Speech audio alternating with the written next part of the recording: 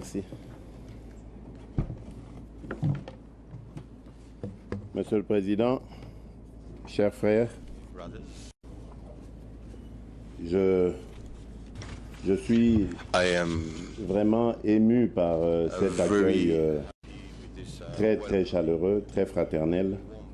Et laissez-moi vous dire au nom du peuple congolais tout entier, le peuple qui en ce moment ne passe pas de bons moments. Going through good times because of the aggression that they are a victim of. But allow me to tell you, un grand merci à vous. Thank you to you and through the people of Botswana for this welcome, a warm welcome.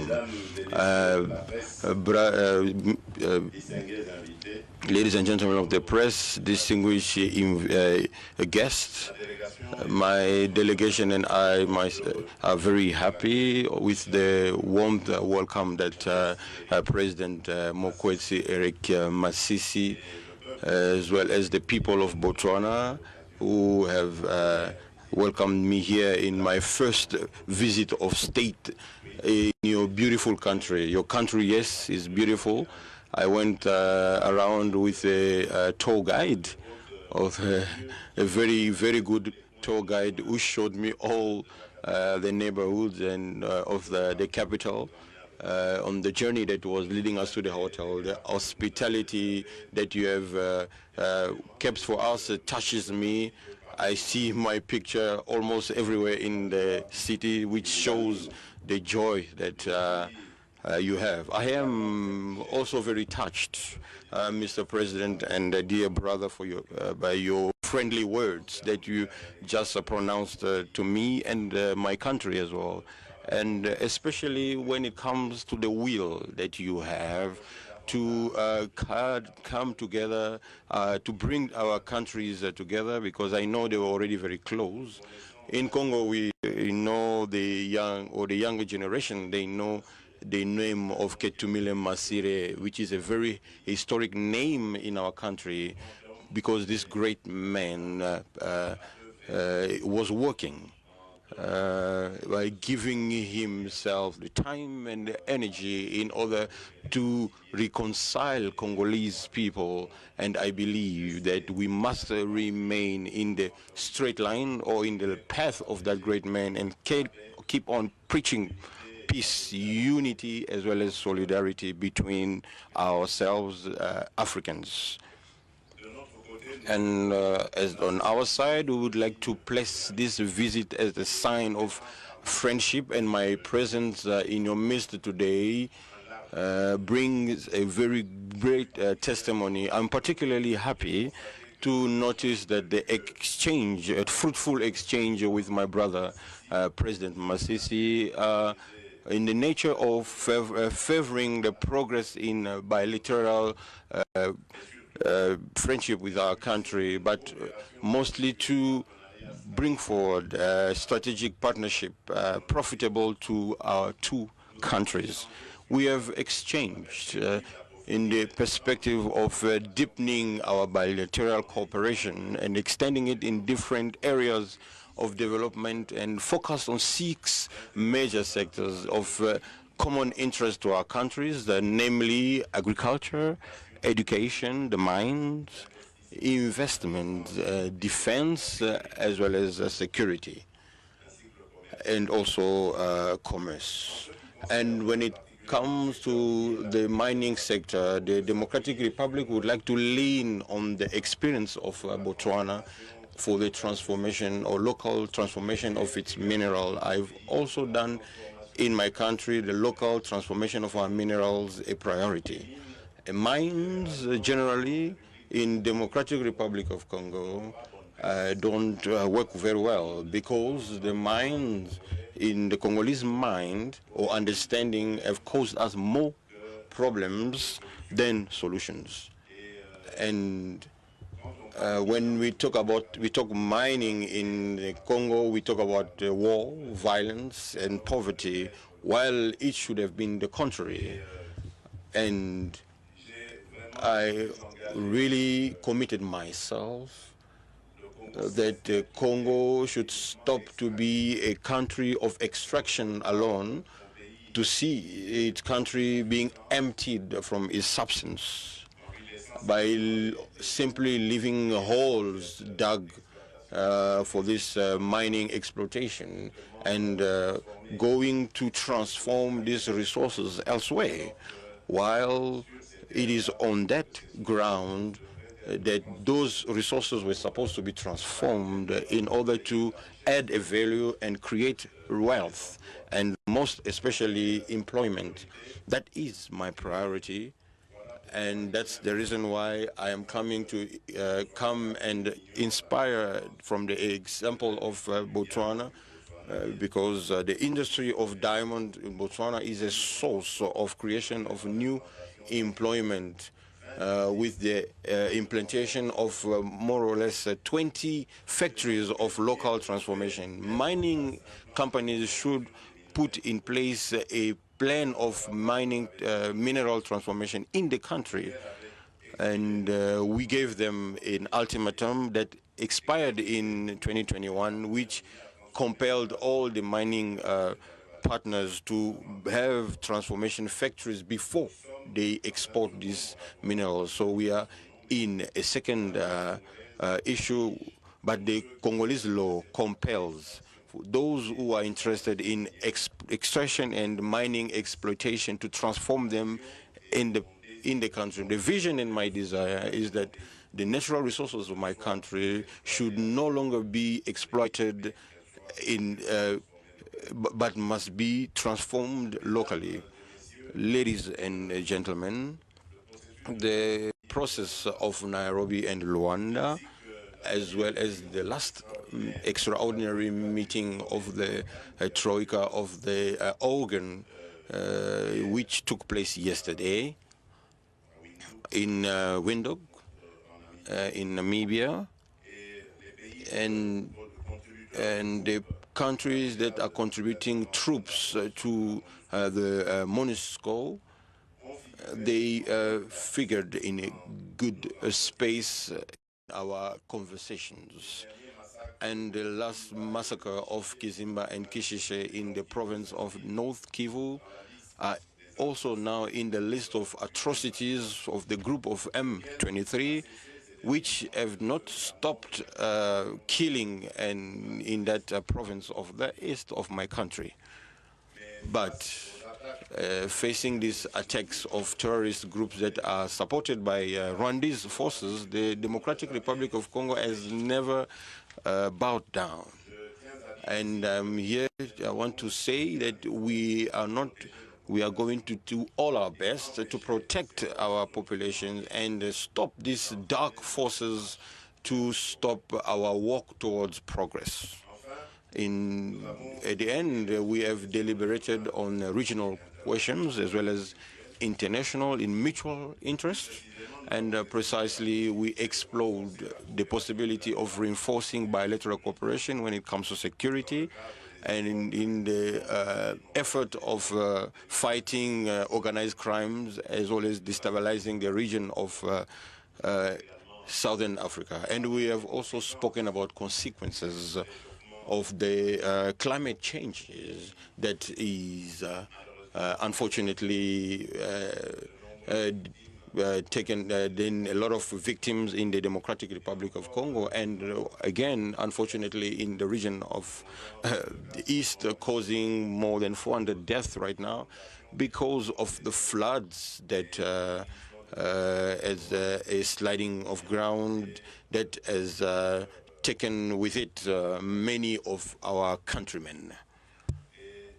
And we have also spoken about the human trafficking and terrorism and vandalism, which are crimes, organized crimes that are actually affecting our both countries.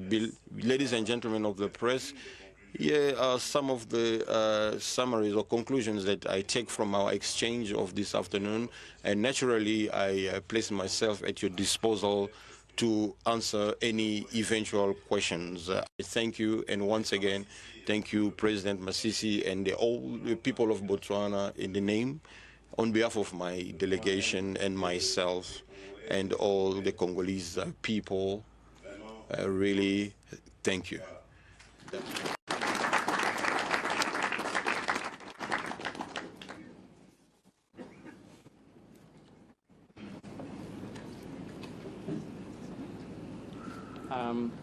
I thank both of the excellencies for the few remarks that they have delivered. It is now time to open the floor to journalists. And as I said, one question per each journalist. The first round has 4 questions. Can I see by show of hands? Oh, sorry. So, announce your name. And there's a roving mic. Announce your name and the media you're working for, whether public or private. Good afternoon, His Excellencies and distinguished guests. My name is Raida Habatusi. I'm from Miri newspaper. My question is directed to His Excellency Red Tshisekedi. I heard you mentioning travel in Eastern DRC. Now, I understand your country is completing voter registration as preparation for the impending election, as traditionally you hold your elections in December 20. Amid such security concerns in areas North Kivu and Ituri, I want to know, with such trouble, how is this going to affect the process to its end of the elections? Thank you. Oui, merci. Thank you. Ce que je peux vous dire, so what I can tell you is that up to now, only the region of the east that I have mentioned here, all the process of voter registration has been done very well. The country was divided by 3 zones by the Electoral Commission, East, Center, and West. And the registration started last December, starting with the Western region. Everything went well. Only the issue was a problem around Kinshasa, where there were some uprising, but there are solutions that are being put in place. And then we went to the central region around January, mid-Jan, and to finish towards the eastern region in the North Kivu, mostly, and a little bit in the province of Ituri, because obviously of the events that have taken many displaced people of war. We are unfortunately facing difficulties in order to enroll these voters, and we are thinking with the Electoral Commission on what to do next when it comes to this situation. There are many possibilities. Here I would like to say that for us, we have never forecasted to leave anyone behind, especially the countrymen who also have the right to partake in this electoral process. That's the reason why we have accepted and happy with the force of the Eastern community troops, which for now had to accompany the forces of the Democratic Republic of Congo to impose a peace by trying to stop the M23, which is supported by Rwanda, to stop hostilities. Unfortunately, we noticed that certain contingencies amongst these forces, when it also not mentioning the contingent of Burundi, who is actually putting all the efforts in the mission as it was defined, but other contingencies are not actually taking it to the end. They are actually now living together with M23, raising taxes in the zone that they are illegally occupying. And that is, as I was saying, a very genuine problem when it comes to the mission assigned to that force, and also compels us to have the problem of the mission. What is actually the purpose of that mission when it comes to the East African? So the president of Burundi, Evariste Ndayishimiye, recently has confirmed they are taking place very soon of a meeting of heads of state of that region, so that we can evaluate the situation as I've described it. But since yesterday, the Congolese people and myself particularly, firstly, we were happy with the decision taken by our regional organization of the SADC, which unanimously, with the meeting of the organ of the Troika countries, which was spread out to certain countries like Angola that are piloting the process of peace in Luanda. So I was saying we are happy of that manifestation of solidarity of the countries of the region for the people of Congo. And also for those who do not know, who are not aware, it was decided to commit very soon the forces of SADC to work together with the forces of the Democratic Republic of Congo to fight against this problem that is threatening not only the stability of the region, but also the stability of institutions in general. Because you know the electoral process is one of the means to affirm or to strengthen democracy and alternance in a state.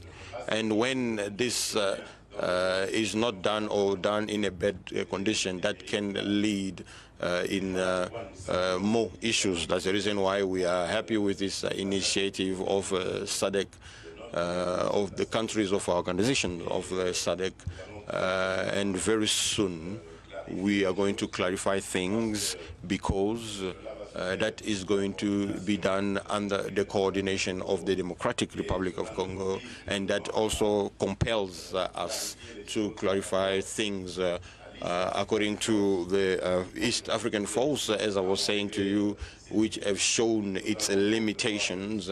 We are then going to have to discuss all of that, but the purpose here, as I told you, is to stop M23 as all the other forces or around the region, in order to get peace, or rather to be squashed. That is more or less, I hope I've answered your question.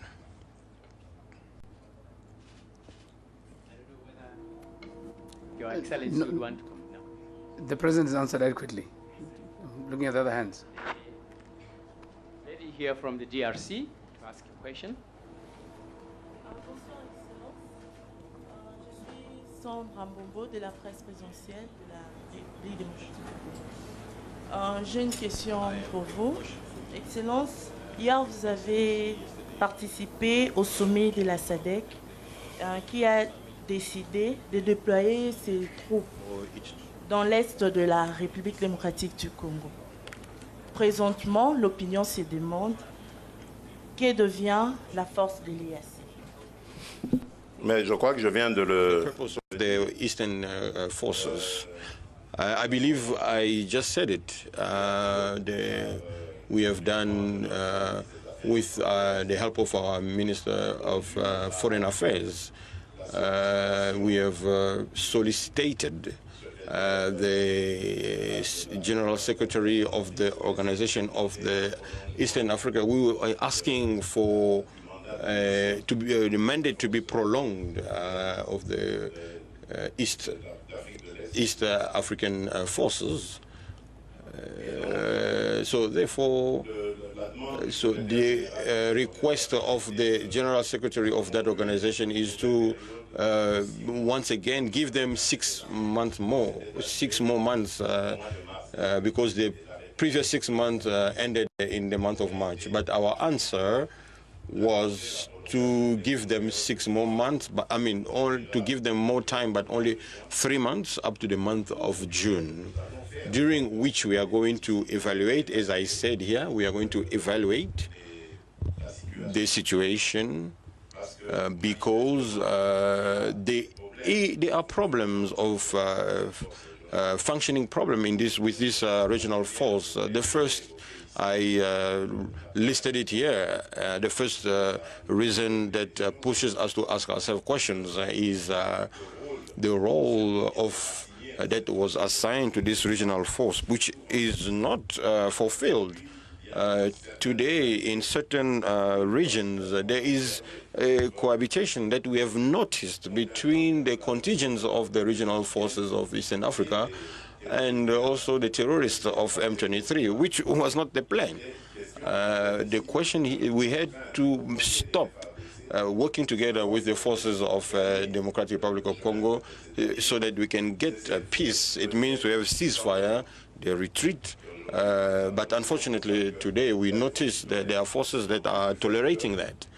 And we also have some officers, either from the countries of these contingencies, where the military officers of those countries, while they get, when reaching in DRC, they clearly say they are not coming to fight M23, which was not part of a plan. And then with that, there's the problem of the commander of the force himself. You heard Mr.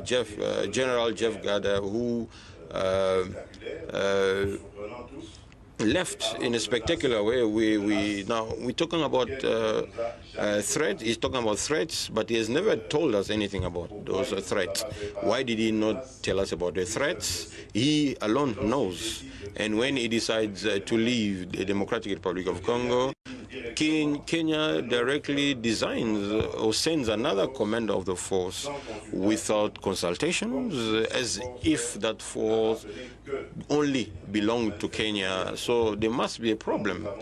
So we need to talk about it in order to clarify the situation. And because the mandate is almost is ending in the month of June, if by that time we estimate that the mandate was not fulfilled, then we are going to decide to send those contingents with honor and thank them for having tried to bring their share of contribution to peace in the Democratic Republic of Congo. And then we're going to see how we can carry on our own, trying to bring peace in our country. Since yesterday, we have the confirmation of the coming of the forces of SADC, which we have to put in place. And moreover, what was decided when it comes to Angola is to also send certain forces or troops, but that was rather for the purpose of facilitating the retreat of the terrorist forces, so that they might not have the impression that as soon as they are removed, we are going to, fight with them and obviously apply certain violences on them. So we just want to assure them that Angolans are coming, and we hope that as they arrive, they are going to facilitate the process. So you can see that until now, we subscribed ourselves in a process of peace, because we want to see peace come back very quickly. And that's the reason why quickly in the coming weeks, we are going to start the process of the returning of our countrymen that were displaced by war, who are living in inhuman conditions. And today we've got cholera that has attacked and contaminated certain of these countrymen, and obviously with the risk of spreading out in these regions. So there is an urgent need, as you can see, to bring everybody back home, because first of all, it's their right to live decently everywhere and in peace, and also because there is that electoral process that is coming, in which they have the right to be part of.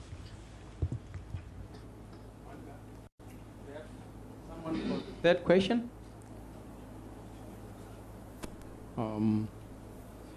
I'm not seeing this light over here. Good afternoon, Your Excellencies. Latile Mutle from Duma FM. Is the DR Congo willing to sell a large chunk of her diamonds to Botswana? To our Excellency, is Botswana willing to accept the DR Congo diamonds comfortably, given that it's a conflict-ridden country?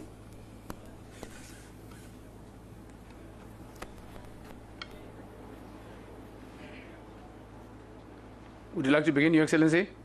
Are you willing? Oui. Je peux peut-être... Yes, I can briefly answer to say that when it comes to the diamond sector, we don't have a lot of problems. Diamond is no longer in the Democratic Republic of Congo, is not considered as a conflict mineral. Firstly, because the zone you find diamond in the Democratic Republic of Congo is not is a conflicted zone currently, and most of also moreover. Because there is today in the diamond sector what we call the process of Kimberley, which is a mechanism which allows the traceability of diamond.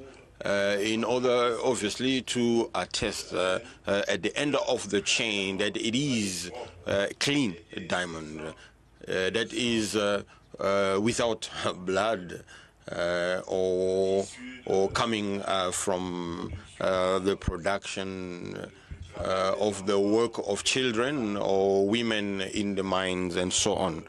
So when it comes to that, there are no problems. I can reassure President Masisi he can accept a diamond from the Democratic Republic of Congo, because it is a diamond which is in fact accepted everywhere in worldly places where this precious mineral is sold. Thank you very much for the question. Thank you, Your Excellency, for the answer. Mine's very brief. We're a country known for our rigor in terms of the meeting of certain standards, and His Excellency alluded to those with respect to diamonds. The Kimberley process is the gold standard, and he did say that they sell through using that same standard. You may have also heard earlier, both he and I spoke to the decision that we took to develop a bilateral program. Among the areas we'll focus on will be to do with diamonds, to do with natural resources. And it is the enhancement of everything to do with those. And so if there's any doubt, watch this space as we collaborate. Thank you. The fourth question, and the first round, goes to you. Bonsoir, Excellences, Messieurs les chefs d'État. Good evening, Excellencies, Head of State. I'm Guilain Kabalundi from the Cell of Communication of the Democratic Republic of Congo. I'm asking this question to the President of Botswana. Excellency, concretely, how the share of experiences will take place between Botswana and the Democratic Republic of Congo in the diamond area? Are we going to expect experts next month in the DRC to come and tell us and give us more training? Thank you. We did agree with His Excellency that our two ministers of foreign affairs will, sooner than yesterday, or as soon as possible, work out a program of collaboration in which diamonds and our collaboration to do with those will be a part, and all to do with it. So as soon as that is finished and sanctioned by the two governments, voila, everything goes. But because you are anxious, as soon as we agree that those of DRC are coming here, those from Botswana are going to DRC. It's starting on Thursday. His Excellency President Tshisekedi with his team are going to our diamond mine. No, Wednesday, it's Wednesday. Thursday. Following that, he's going to Ogovango Diamond Company. Following that, he's going to HB Botswana. So you can tell the collaboration has already begun. But it really started when you got into the car at the airport. At the presidential level, you know, Diamond Expertise Presidential, quote unquote, we have already started. So it's sooner than next week. We have finished with the first 4 questions. I need other people to ask questions. Maria? Maria Lishongwane, Botswana Press Agency. Thank you, Your Excellency. Congratulations on the first peaceful transfer of power following the 2018 election. We hope it will continue with future elections. I would like to ask you on the establishment of political dynasties in African countries, including Botswana. There is a belief that political dynasties tend to limit political competition. They encourage corruption, abuse of power. They encourage tribalism and instability. How can you, SADC, ensure that this doesn't happen in the region? Thank you.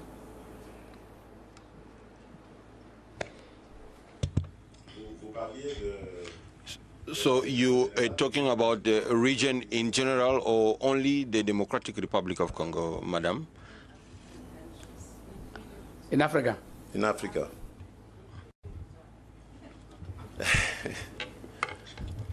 Bon. Well, what can I say about all these issues that are unfortunately affecting the good governance of our state, if it's not that we are committed to fighting all those issues. I said just now, President Masisi, in our talk, that I was deeply attached to solidarity between Africans.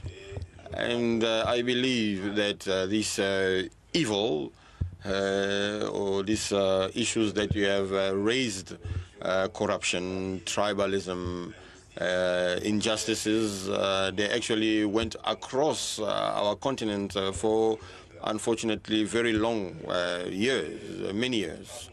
But I'm not saying we are out of it, but it's unfortunately it has been inherited from the colonizer who wanted to divide us in order to maintain his rulership and dominion on our people.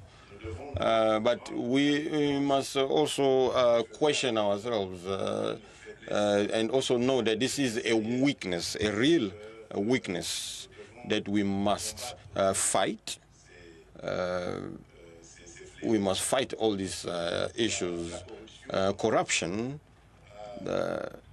when it mines a state, it pushes it to failure. And I can tell you, and I'm talking to you knowing what I'm talking about, because the Democratic Republic of Congo knows these issues for very many years. And since I'm there, I have undertaken to fight it by instituting the finance inspections of finances, which is an organization of state linked to the presidency, which the purpose is to visit all the financial management of the public organs in order to see how we can end this bad governance. And I did not hesitate also to take my staff in order to go in the communities in the Democratic Republic of Congo who were actually trying to go into tribal tensions and to bring them back to order and remind them that we are the same state, the same people, that we need to banish this kind of habits and practices. For me, I don't see any other solutions but only to come together and to fight with determination this issue. Unfortunately, it's a part of our culture. We have to mention it. We have to be honest. Today, the first reflex of every African citizen is firstly to look, or not, maybe not all of them, all of us, but most Africans, we all first go back into our tribe. But we must have as a habit to refer ourselves to institutions, because institutions are the guarantors of equality to every citizenship. These institutions, once they are democratic, they protect all the individuals in the same manner. So we must develop. This is our work, our duty, us as governors of African countries, to develop this culture, because a culture is acquired, which means it's possible. We are a gathering of old kingdoms, traditional kingdoms that have become modern states. So maybe it is a difficult transition to do, but not impossible. So I believe that we must think, and with determination, we are going to get there. Thank you very much. Can I venture to add to what His Excellency said? And might I plead with you, Resident Sabin, or in the interest of time, that we perhaps draw to a close. Thank you for the very good question. Let me begin by saying that the word dynasty, when you attach it to politics and leadership, always contrives negativity. There's a negative connotation to it. And therefore, the outcome would be negative, particularly when you're associated with the ideals for which many countries have pledged to stand by, particularly when you're associated with the very foundational principles of the AU and preceding it the OAU, and all manner of regional organizations, including the electoral principles, which is democratic. Dynasty, democracy are inimical to each other. One is the antithesis of the other. So they do not converge. And so in the case of our stated position as African leaders, we abhor the backsliding of democracy. We abhor the removal of legitimate governments and they being replaced by illegitimate governments. We abhor coup d'etats. In fact, early on in the days of the OAU, there was a very strongly enforced sanctioning of those who, although it weakened over time, of those who took power by the barrel of the gun. And recently, we have been screaming at the top of our voices through different fora where we are witnessing a backsliding of democratic dispensation and behaviors. And as you well know, in Botswana, we have talked strongly against it. But if the dynasty you are thinking of was not meant to have negative connotations, if it is a dynasty as a result of democratic behaviors, then you are asking the wrong people. You must ask the voters. If the voters seem to like a particular pattern, despite there being a presence of freedom for them to participate as they wish in the attempt to interest different bodies to lead a country, then you may wish to alter the caricaturing of that as being dynastic. It's an outcome. And I want to zero in on Botswana because since 1965, when we had our first elections, the Botswana Democratic Party has won every election. So it's quite a lazy definition or labeling to say we are a dynasty. Go and ask our voters. They made us who we are. We were more successful earlier. We are not as successful now. It's a contest. You must also ask Isaac Makwala, you must also ask Amante Monso, ask Tebo Holitsile, you know, ask Usain Bolt. If they keep winning, what do you call it? As long as you play according to the rules established, I don't think we should attach a negative connotation to it. And yes, as long as there's negativity and ulterior motives, that's a recipe for corruption. That's a recipe for dictatorship. That's a recipe for backsliding, the abuse of human rights, etc., etc. So I challenge the nomenclature, but you may get away with it by contextualizing it. But that's my answer. We do not, as Africans, including His Excellency, tolerate it. We have engaged intensely, not just on this visit, but before, where he has shared his own vision for the DRC, and he wishes for it nothing but the best, so that there is free competition of ideas, and people will select their government. But you submit to that by also submitting to playing by the rules for everybody. So thanks for asking the question. It gives an opportunity to elucidate what we are and who we are. And this is not unique to Africa, by the way, because you are zeroing in on Africa. There's a backsliding of democratic behaviors in some of the most well-known countries in the world, who, for purposes of our engagement this afternoon, shall remain nameless. You can give them a name as you please. Don't tell me. Thank you. Ladies and gentlemen, I was minded to actually stop the question and answer session because it has dragged on for much longer, and I had been conversing with the people closer to me.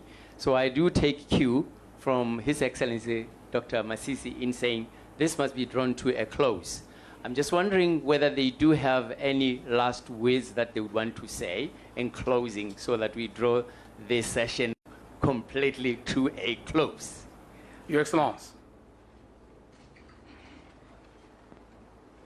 Do you want to summarize or close?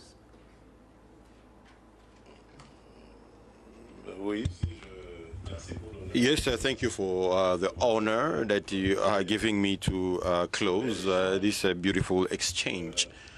And I am going to close it by saying, first of all, thanking you for this welcome, and also thanking ladies and gentlemen of the press for these questions which allowed their opinion to once more be edified, I hope. And essentially through this exchange, two big ideas from my summary is firstly that concerning peace, security, stability in the Democratic Republic of Congo, and also the need, the urgent need to go towards peaceful elections by involving everyone, our voters, obviously, in this process and leaving no one behind. And the other idea is, or the great idea that comes from this, is the exchange of the cooperation between our two countries, the Botswana and the Democratic Republic of Congo. Exchanges on many areas or sectors or many disciplines, many areas, which are all focused towards the interests between our countries and our people, respective people. We are going to commit ourselves firmly so that this cooperation may take a speed, a very high speed, to allow our countries to take a maximum of full profit. I am one of those who encourage the exchange, commerce between Africans, between African states, because obviously, unfortunately, in economic exchanges, Africa exchanges more with other continents than exchanging between Africans.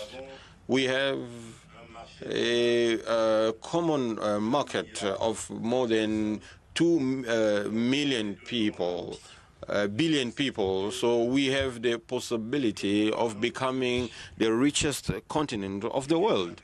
So we only need to look in the right direction to take good decisions, to make sure that the weapons are not going to speak in Africa any longer, to once again bring our states together so that this dream or this purpose really become a reality.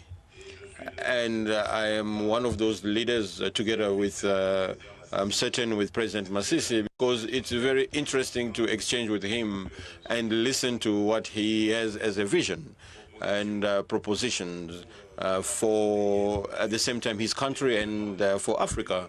I'm really very happy to see this generation of African leaders who are focused towards the fight against these issues that are harming our economies.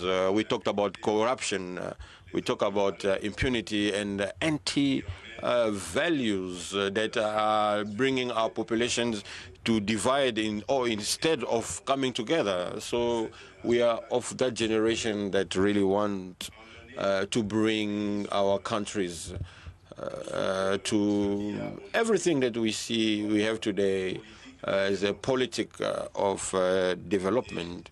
And I really promise to commit myself on that, and I believe President Masisi is not going to contradict me, because he also holds on the defending these values. That's what I can say in conclusion. At the same time, asking for the grace of God so that he may allow our relationship between the Republic of Botswana and Democratic Republic of Congo, that it can only go from strength to strength and remain excellent. And I thank you. Thank you very much, Your Excellency. Let me begin by confirming that I would not contradict you.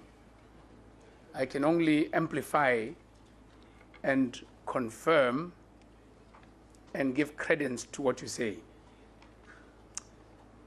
I want to leave you with a parting shot. Botswana is very intentional about wanting to deepen its relationship with the DRC. Very intentional. As the world witnesses an increasing choking of its ability to breathe, and we see it through the effects of climate change, not on the main caused by Africa, but Africa bearing the most brunt that comes with it, as we've witnessed recently in the devastation that the DRC suffered in the mudslides, for which we've extended our deepest sympathies and have offered rudimentary support that we will extend and share with the DRC. But as the world chokes, it is meat, it is smart to befriend the bearers of the biggest lungs of the world on the continent, and that's the DRC. So we come close to DRC to get an opportunity to breathe.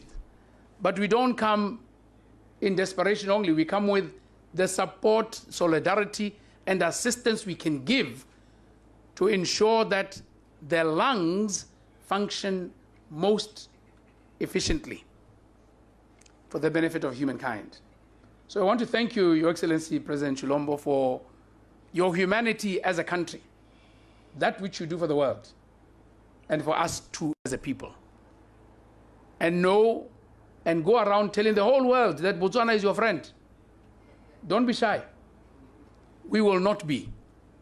So we stand together. We're going to work together.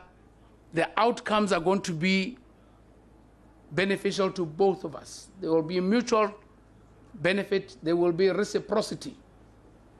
And many of you do not know that at a personal level, we really get along well. We also have mutual friends. Our wives get along very well. And he's going to return this visit. I'll tell you when we meet next time. Good evening. Good evening. Ladies and gentlemen, it's befitting to give a round of applause to the delivery that has been given to us. And indeed, we are pleased to see that there is prosperity and the light at the end of the tunnel. It's not too long. Thank you very much. Yeah. As they are ushered out, we'll stay still